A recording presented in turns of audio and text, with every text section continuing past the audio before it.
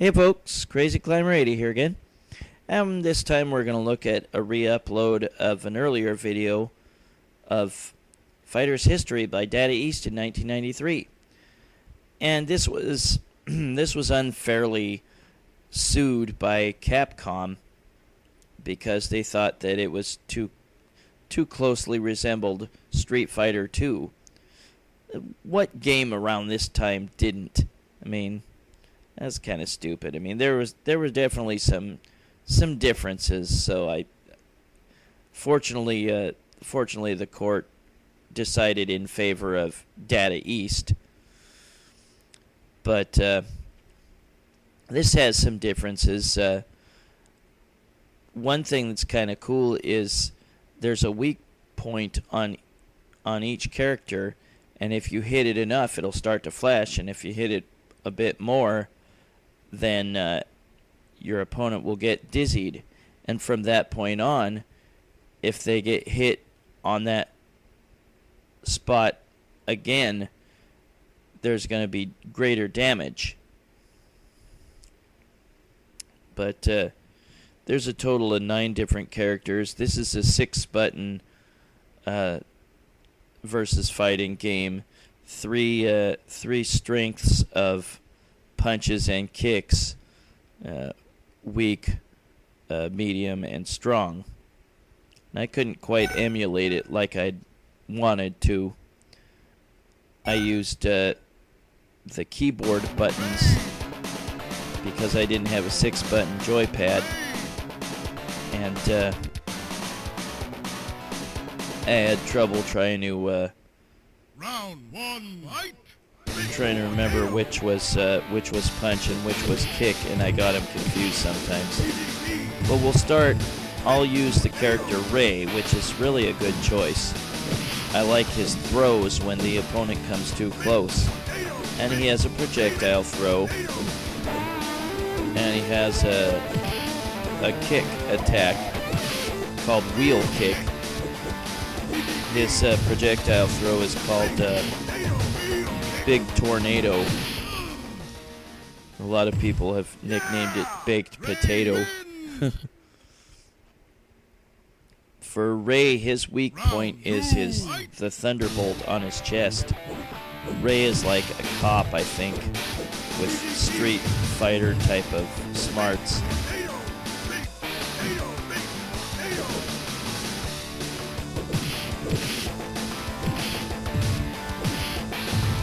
The graphics on this game are pretty good, and each setting, each background is based on a real background. There's the White House.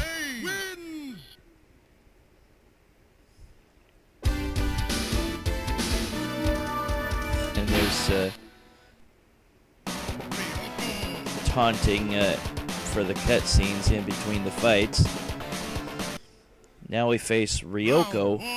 It's a judo master, and she is based on an actual judo champion whose first name is Ryoko.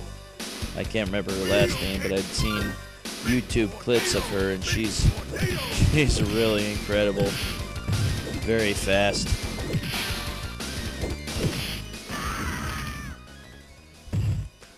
Right around the third fighter or so, the game's difficulty really starts to spike. Round 2, fight! Wheel kick! You'll want to learn each character's move that'll take out jumping enemies. And for Ray, you press down and the strong punch, and he'll knock him out of the air with an uppercut. And like I said, there's a strong, a medium, and a weak attack for both punch and kick. And there, I dizzied her. You can knock them into certain objects, or get knocked yourself into certain objects that'll break.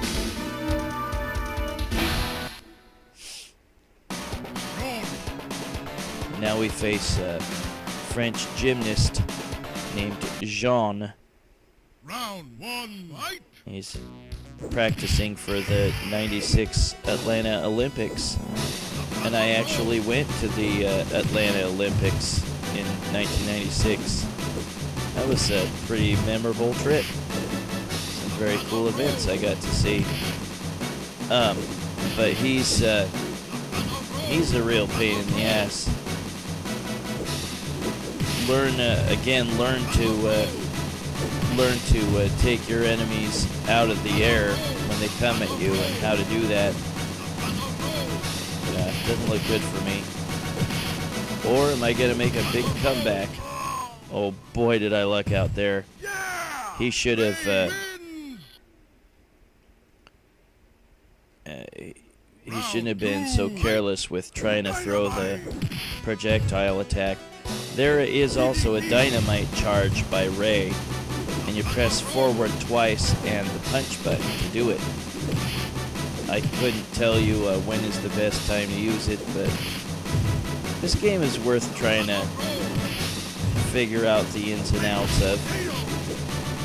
Certainly better than a Capcom, than a knockoff of Street Fighter 2.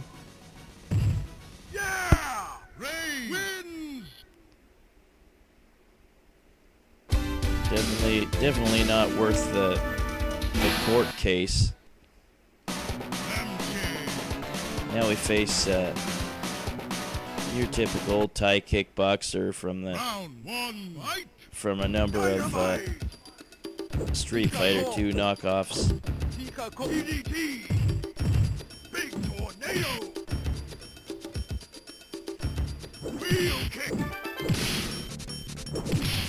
Sometimes you don't want to use that wheel kick because when you land, you're definitely prone to it, whatever attack the enemy wants to throw at you.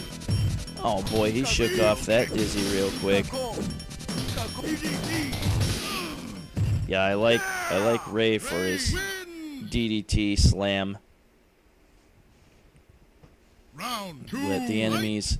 That's often a good idea, is try to let the enemies get close, and when they're too close, you can throw them.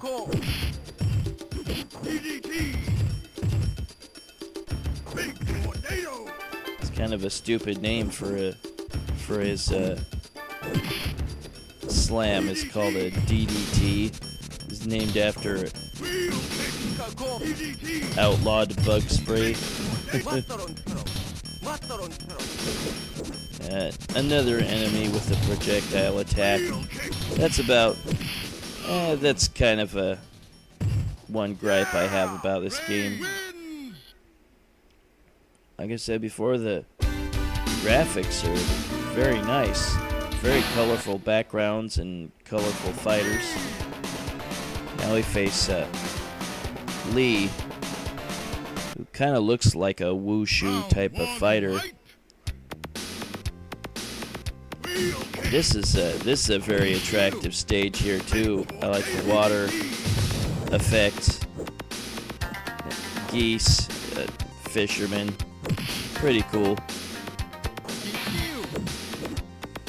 But once you beat all 9 fighters, then you face 2 boss characters, and the last one is Karnov, who had his own game by Daddy East in 1987. He also made an appearance in Bad Dudes. Ah, crap, yeah. Ray loses. Round 2. Fight. Wheel kick. Yeah, I decided not to continue once I lost.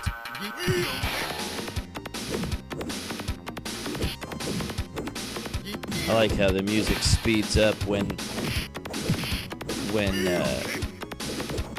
either you or the opponent is about to go down. Yeah, I beat him. But yeah, Ray is a good choice for a character to use. And don't overuse the wheel kick, because they'll eventually learn to block it, and you'll leave yourself wide open once you land. Ouch.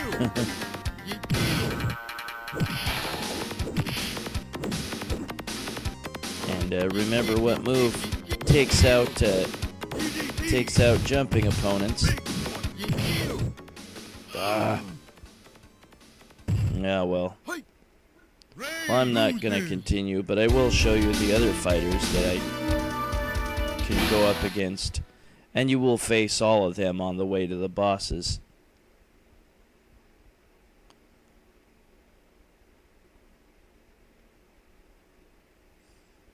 Now I put in my initials.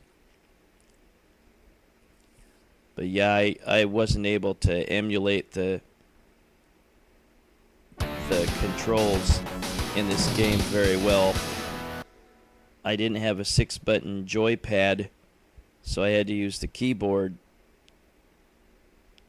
I'll show you me beating the rest of the enemies. I put on invincibility at this point. I just wanted to show you the enemies and their moves real quick.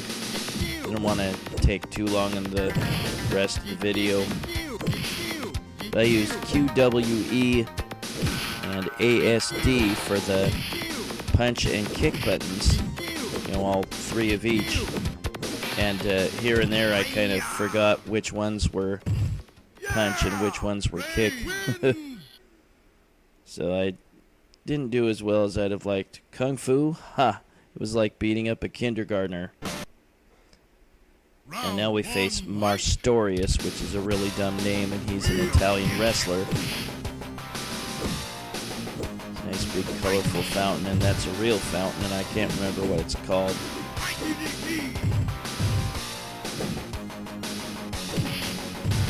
Guy has kind of a cool double suplex move. He can kind of grab you from far away. See, that's kind of neat.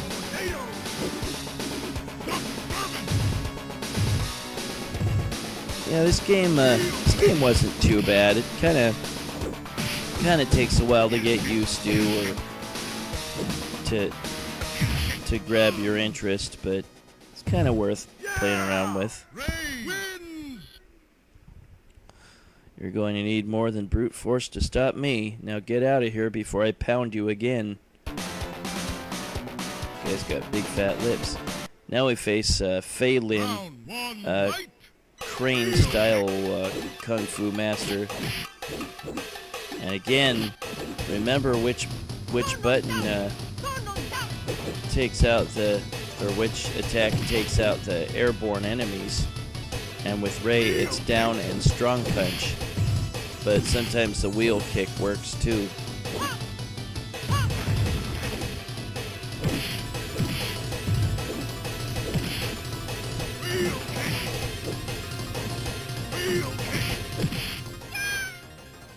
Yeah, her top was flashing, which was her weak point.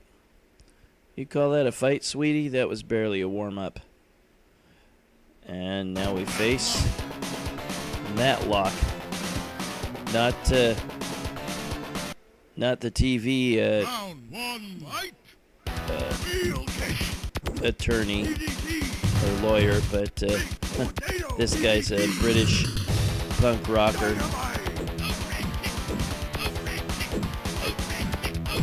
I really do like the backgrounds on this game. They're very well detailed. This game's worth giving a shot if you've never seen it. I saw it in a few arcades. First saw it at a nickel arcade, probably around '93. It's a Bobby blowing a whistle in the background. Better not try to slam dance with me, pal. And now we face the last opponent, Mizoguchi. He's another popular choice among people that have played this game. I don't know what the heck he said. But he also has a projectile attack. Strong karate fighter. I dizzied him, knocked off his headband. Somebody better get this kamikaze wimp an ambulance. Now we face the first boss, and his name is Clown. And he throws playing cards at you, and he spins in a ball. And he's saying, pick a card. It's really annoying.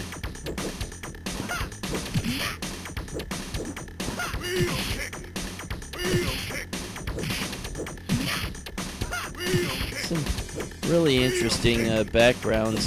This one isn't based on anything real, I'm sure.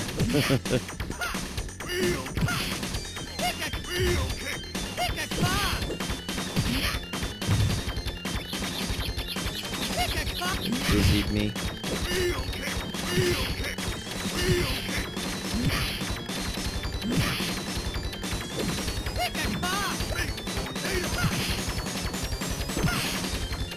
But yeah, when you knock off the opponent's weak spot and dizzy them, then from that point on, when you hit that weak spot enough, then they'll take extra damage whenever you hit them there. Now we're gonna face the final boss, Karnov.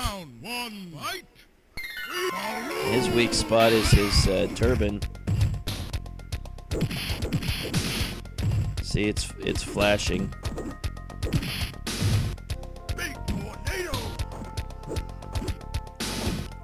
Yeah, a lot of people nicknamed his projectile attack, raised projectile attack, baked potato, but he's really saying big tornado.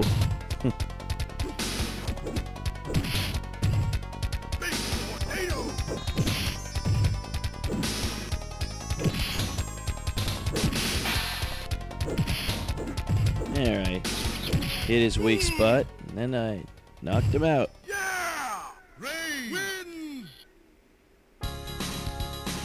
And now here's Ray's ending.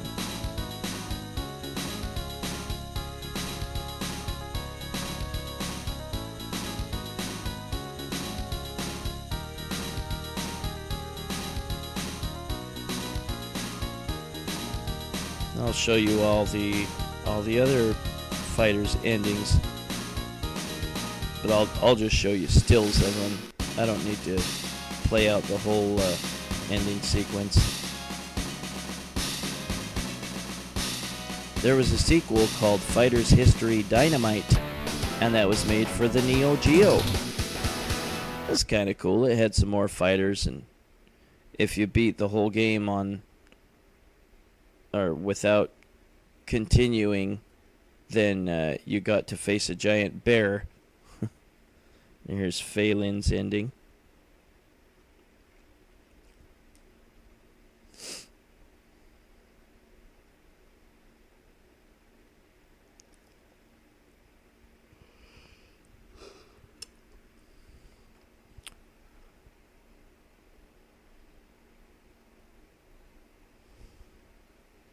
And now we're going to look at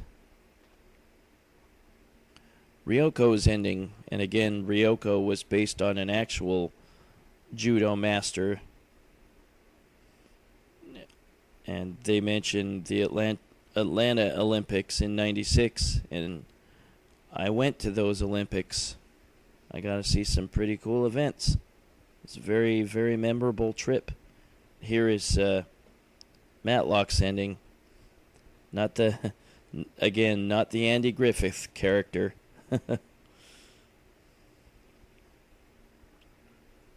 Now we'll look at Samchay's ending.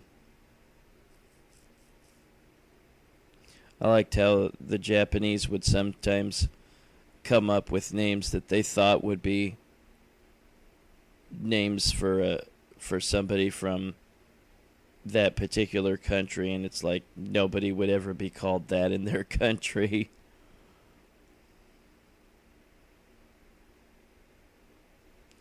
Now we'll look at Lee's ending, but they call him Ten Doc in the ending. I don't know why. Kind of weird.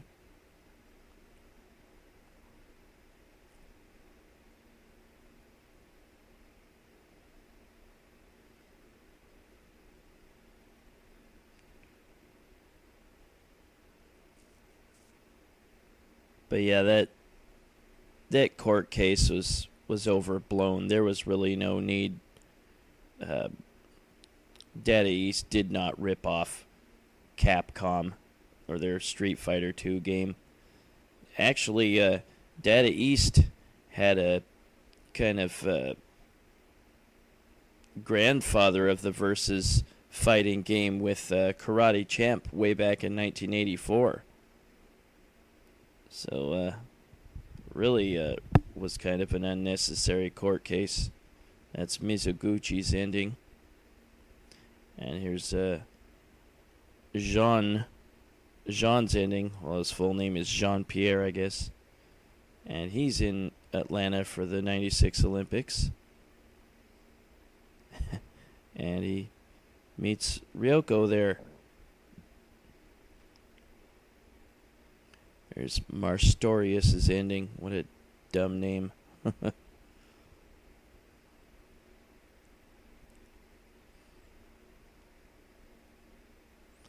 And I think that's the last ending. He wrestles a bear, and that bear is a bonus character in Fighters History Dynamite. That a boss character. That was Fighters History by Data East in 1993. Not bad Street Fighter 2 type knockoff. Well, this is Crazy Climber 80 saying thanks for watching Fighters History by Data East in 1993. And I will catch you later with another video. See ya, folks. Bye-bye.